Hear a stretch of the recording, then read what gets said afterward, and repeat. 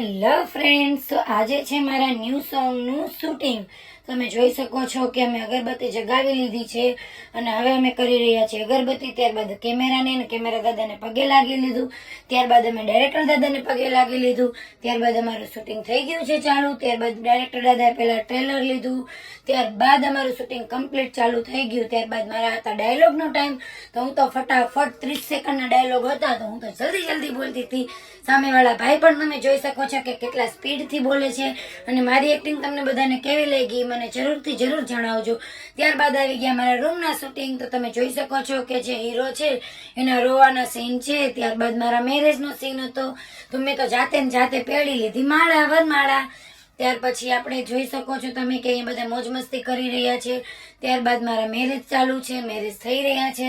Marriage થઈ જાય છે પછી અમે લોકો જઈ રહ્યા છીએ ઘરે. તો ત્યારબાદ છે મારો પણ રૂમનું શૂટ.